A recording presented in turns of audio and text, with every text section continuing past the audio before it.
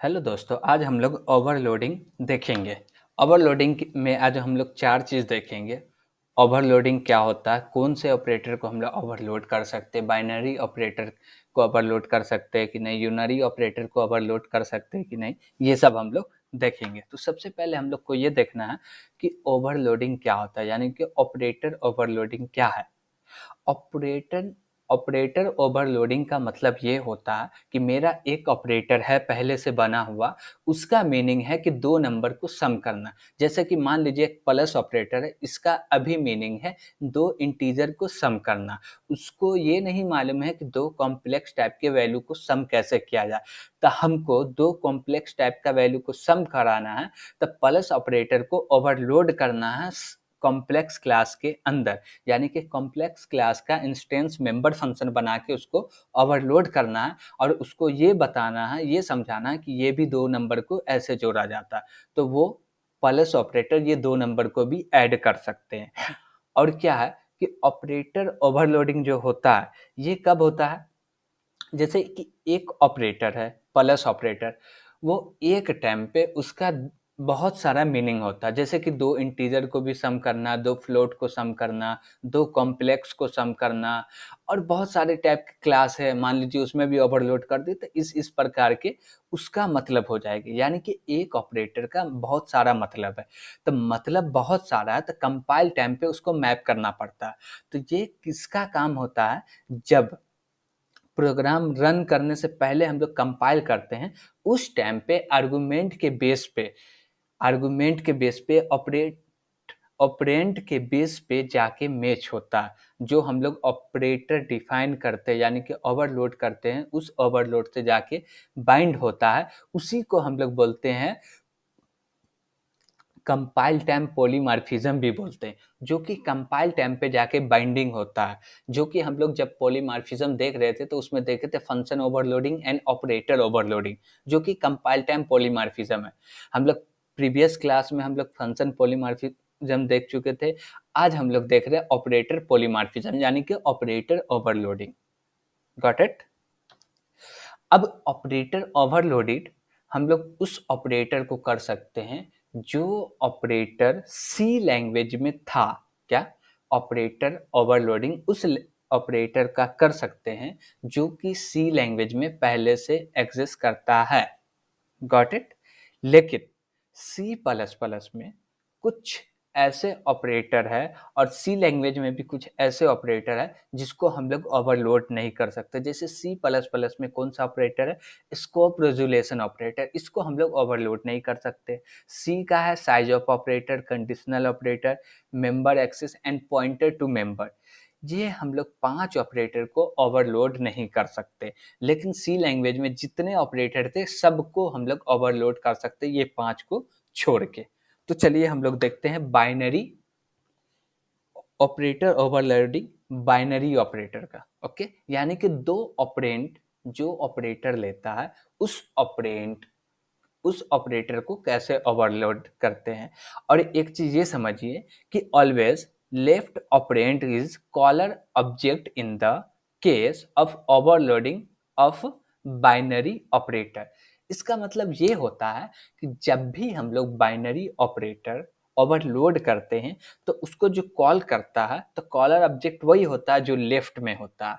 और ऑपरेटर को ओवरलोड करने का मतलब ये भी है कि हम लोग ऑपरेटर फंक्शन को हम लोग दो तरीके से कॉल कर सकते हैं। एक तो डॉट लगा के भी कॉल कर सकते हैं, एक नॉर्मल जैसे करते हैं दो नंबर को जैसे सम करते हैं वैसे भी कर सकते हैं। तो हमको ये बेनिफिट मिलता है कि ऑपरेटर डिफाइन करने का मतलब हम लोग उसको दो तरीके से कॉल कर सकते हैं, एक डॉट लगा के भी और दूसरा नॉर्मल जैसे करते हैं वैसे। अब बाइनरी ऑपरेटर में हम लोग प्लस ऑपरेटर को ओवरलोड कर रहे हैं। हमने एक टेम्प कॉम्प्लेक्स क्लास है जिसका हम लोग यहाँ पे एक टेम्प वेरिएबल बनाए, यानी कि ऑब्जेक्ट। पहले तो ये समझे कि ये रिटर्न करेगा टेम्प कॉम्प्लेक्स टाइप का ऑब्जेक्ट। इसके अंदर भी आर्गुमेंट के तौर पे भी आ रहा है कॉम्प्लेक्स टाइप का ऑब्जेक्ट, और जिसने कॉल किया वो भी आ रहा है। मतलब दो ऑब्जेक्ट है और उसका सम करके ये टेम्प के अंदर रखना है और इस ऑब्जेक्ट को रिटर्न करना। तो हम लोग यहाँ पे लिख रहे हैं टेम्प डॉट रियल और टेम्प डॉट इमेजिनरी, दोनों पार्ट को हम लोग ऐड करके टेम्प के अंदर रख रहे हैं, यानी कि जो कॉल करने वाला ऑपरेंट है, दोनों ऑपरेंट में कोई चेंजेस नहीं होगा। ये रिटर्न करेगा तो इसको तीसरे ऑपरेंट में रख सकते हैं, यानी कि तीसरे ऑब्जेक्ट में रख सकते हैं। तो यहाँ से हम लोग टेम्प को रिटर्न किए।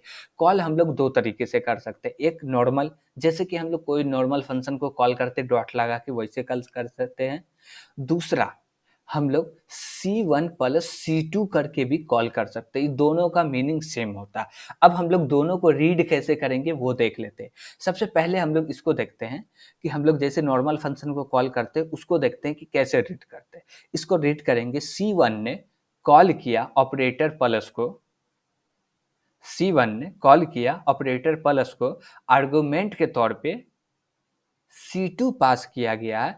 जो रिटर्न करेगा ऑपरेटर प्लस वो असाइन होगा किसके अंदर, C3 के अंदर। सेम वैसी इसको भी हम लोग रीड करते हैं। C1 ने कॉल किया प्लस ऑपरेटर को, जिसमें आर्गुमेंट के तौर पे क्या पास हो रहा, C2 पास हो रहा। जो प्लस ऑपरेटर रिटर्न करेगा वो असाइन होगा C3 में, बस।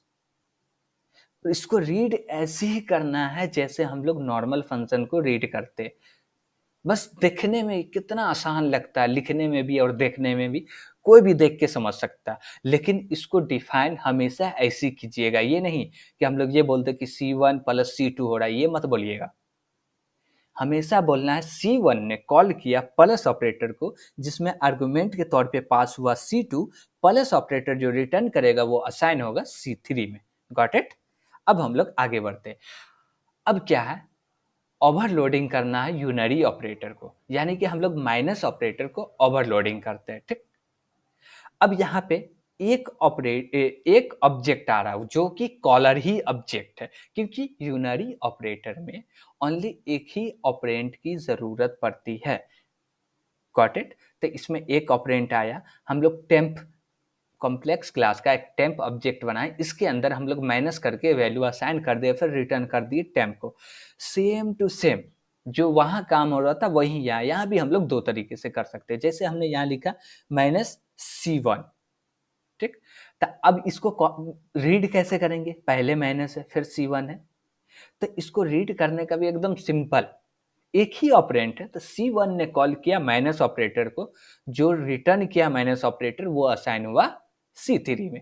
वैसे सेम यहाँ लिखा हुआ, C1 ने कॉल किया माइनस ऑपरेटर को, माइनस ऑपरेटर जो रिटर्न किया वो असाइन हुआ C3 में। एकदम सिंपल सा। और रीड इसको हमेशा ऐसी करना कि ये समझ में आए कि कॉल कैसे हो रहा और काम कैसे कर रहा। आर्गुमेंट के तौर पे हम लोग क्या पास कर रहे हैं, या आर्गुमेंट पास नहीं कर रहे हैं तो कैसे हो रहा कॉल, हम लोग नॉर्मल ही नहीं बोल सकते हैं। Got it? तो ये था हमारा ऑपरेटर ओवरलोडिंग। आज के लिए इतना ही। Thank you.